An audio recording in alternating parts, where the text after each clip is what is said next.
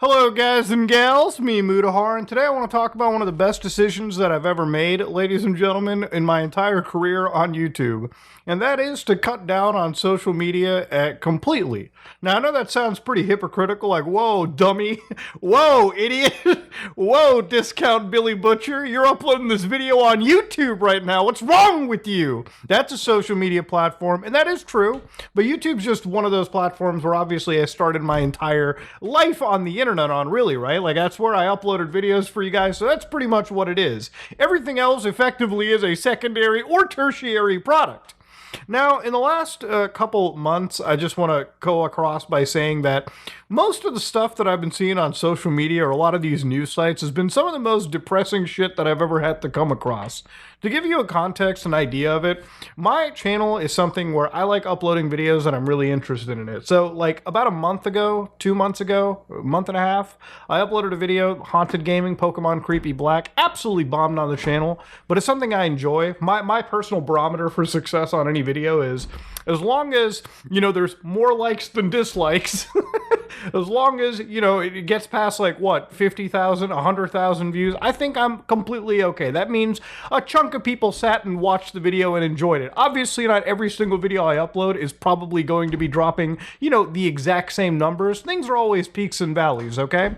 And that's why YouTube has never been a fucking job for me, okay? To give you an idea for it, if you make YouTube your job, it is quite possibly one of the most stress-inducing, hair-pulling experiences you've ever been into. Because quite literally, you know, you can't ever switch your brain off if this is your job. But anyways, this isn't a YouTube job rant. This is the social media is scary rant for me. So to give an idea, about a month ago, I deleted my Twitter account. And to be fair, completely, like, to recontext, it's not deleted. It is just an inactive account as of this moment. I went in, ran a couple free scripts because there ain't no fucking way I'm paying for nonsense scripts that I do or do not trust. And I just decided to delete stuff and basically clean out my Twitter account, kind of like how PewDiePie did it. I think that's a pretty standard way of keeping an account on a platform.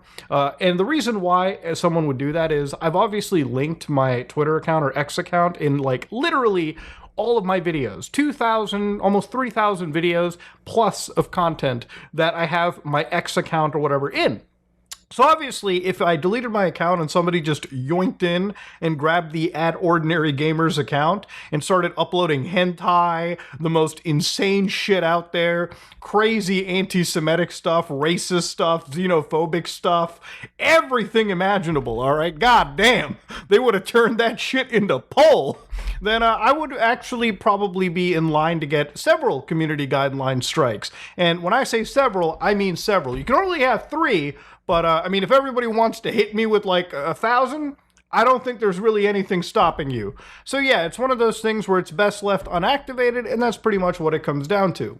Now, the reason, again, why I unactivated that account, and I kind of want to extrapolate on it a little bit more, is obviously there is the platform wasn't really doing much in terms of, you know, garnering viewership. And it's not just that platform. I really think that there is a severe discoverability penalty on most social media platforms when you're linking to other, you know, pieces of content. And, you know, it's not just Twitter that's doing it, right? Like, I would assume that Facebook is the reason for it. Tons of other platforms do it. All these platforms effectively want you to is sign up and scroll apps and scroll their feeds and just their feeds, watching ads, keeping engaged, and they don't want you to jump off to a totally different platform benefiting them. So we did the whole math over here, and there really wasn't anything that I was gaining from a perspective of viewership on my main platform, which is YouTube. And when it came to the money, I'm not going to joke with you, the payouts on Twitter were so low that when we were paid out, and my accountant had called me, it's like, what is this weird payment you're getting? What are these? I'm like, that's just Twitter, bro. It's like weirdly, like, it's wild, okay? The way that it was written on the spreadsheets was super odd, but the payouts that they were giving for the impressions garnered were just not worth even filling out the tax paperwork for. So realistically, it was just something that was canceled, and to be honest with you, it would go for most social media platforms. Facebook, for instance, didn't really have a great way to launch any new people off onto, like, YouTube. So that was abandoned like years ago on my channel. Twitter was really just a big thing for me to just, hey, go on there, make a little post, or share like a screenshot or two, which is not something that I think is worth keeping any platform for, no matter what. If it doesn't directly benefit anybody from a, you know, logical sense, I don't really think there's any point having something like that.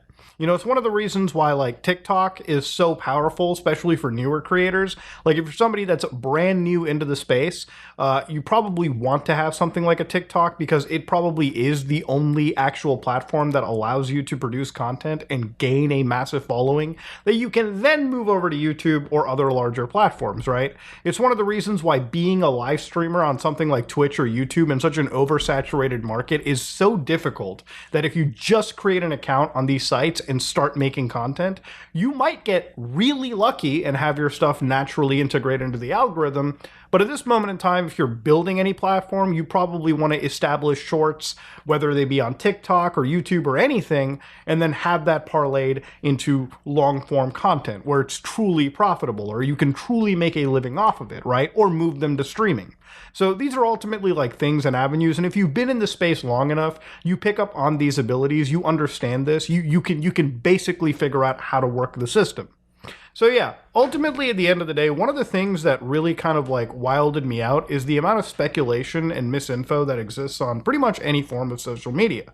So when I reactivated my YouTube account, some of the goofiest shit that I ever saw was apparently I deleted all of my tweets as if I'm trying to hide something, which is really weird. I saw the speculation. One of the worst pieces that I've seen, the thing that really like actually like really did, it makes anybody sad looking at it, is when people kind of assumed that I was like speaking to like minors or doing something goofy at it like that, like really criminal. Not goofy, actually criminal. It's one of those things where it's like, man, the amount of speculation and the amount of craziness that's happening is just sad to see. But it's not surprising given the amount of wild controversies that people have had to witness the entire like year after, like, or just this year alone. 2024 has been the year where like it seems every other month, if not bi-weekly, a new YouTuber is getting taken down for some really heinous, activities. Now, to give it an idea of the context here, right? Like, obviously, we've covered crazy stories, like people like Dr. Disrespect, who in the gaming circuit, is a person that literally admitted to having inappropriate contacts with minors or conversations and is now trying to get repartnered on YouTube, coming back to the audience. It's weird. It's like people are exposed for something that 5 or 6 years ago would have absolutely been a death knell to a career. Now it's just one of those things where if you know how to grift right, then you can just come back from basically anything, okay? It's insane stuff to see. And it's become not just that situation, but like literally like in the last 2-3 weeks, trying to catch up with some of the, interesting, like controversy-ridden side of the internet, something that I do in like a spare time, because we all talk with like YouTubers, we all like have this conversation. I talk with the community, Reddit, everything. And, seeing the amount of like crazy stuff, like people cheating on on another person, more kitty diddler stuff, crazy shit. It's just one of those scenarios where it's like, man, it is probably one of the most depressing places to be on, and that is just social media, right? And the weird expectation that some people have is of, why aren't you talking about X controversy or X, like, there is nothing to talk about, there really isn't anything to say. I literally, like, saw, like, a private DM where it's like, are you gonna, like, talk about this weird Grand Theft Auto roleplay cheating stuff? I'm like, dog, I cover computer viruses and, internet stuff. That is totally private parties relation I give no fucks about, okay? You think I'm watching GTA role-playing? Hell no. I'm watching 6-hour videos about Elder Scrolls Daggerfall fed right into my eyeballs while I play shit like World of Warcraft, okay? My life is a lot different than that kind of stuff. But anyways, witnessing all of this shit on social media is one of those things where I will say it is mentally draining, and if there is it's not burnout of making content, it's just a burnout of seeing this kind of stuff constantly happen in the community. And I really feel like people are conditioned to expect absolutely the worst from any kind of controversy that kicks in. The other controversy that I saw like a couple days ago was like this Marquise Brownlee $50 a year application, which, while it's not a scam, is definitely not an application that I would buy. But honestly, compared to everything else that I've seen, people faking cancer, interacting, that was probably, the most lighthearted shit that I've ever seen. And it wasn't even worth batting an eye over compared to everything else that I've seen that has been happening on the internet. So yeah, one of the best decisions that I think I've ever made for the mental health of myself is just completely detaching from these kind of like social media like pits where you just end up scrolling and you really do scroll through some of the worst events that are happening. And it kind of sounds like, Muda, you're sticking your head in your sand and like ignoring the fact that this stuff is happening. But at the end of the day, it's like that's really all you can do in order to stay sane on the internet and keep producing content. But ladies and gentlemen, that's pretty much what I wanted to kind of talk about over here. You know, when it comes to making content, I think detaching like this has allowed me to really focus on things that I want to do, like covering the smart schoolboy stuff with an objective lens when I really feel like nobody else hasn't, was a fun time for me, and it was a very, very successful series of videos that I'm sure a lot of you guys enjoyed.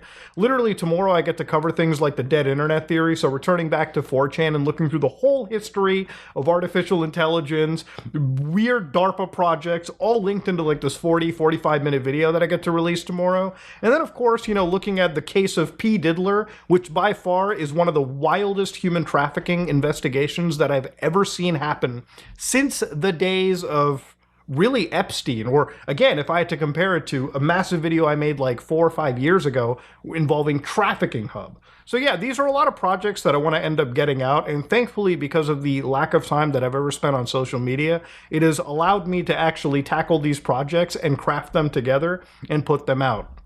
But yeah, I really wanted to just kind of share it and give you a little bit of an update, and I really wanted to talk about a few of the lingering nuggets of bullshit that came along with it. So yeah, ladies and gentlemen, I wanted to share it with you. I think if you can detach yourself from the internet, I think if you can cut the cord from some of these social media apps and feeds and algorithms, probably the smartest thing you actually can do. You know, what I did to my Twitter account was no different than what PewDiePie did to their account, which is, again, I think the barometer for how you should just detach yourself from something and pretty much just stick to your own lane and actually have fun producing stuff. While the world is setting itself on fire around me, I'm glad to actually say that I can chill back, relax, and just make content. And at the end of the day, I wanted to give you guys a little update and bring this awareness to you and talk to you and just have a little bit of that, you know, occasional time-to-time heart-to-heart. That's pretty much what my channel is built on. I like having this connection with you guys. Obviously not in this weird parasocial parameter, but kind of like, you know, as a some ordinary gamer community. But ladies and gentlemen, tomorrow we cover the dead internet theory, and the day after that, the curious case of P. Diddler. I wonder if I'm even allowed to say it. But ladies and gentlemen, if you like what you saw, please like, comment, and subscribe. Dislike it if you dislike it. I am out.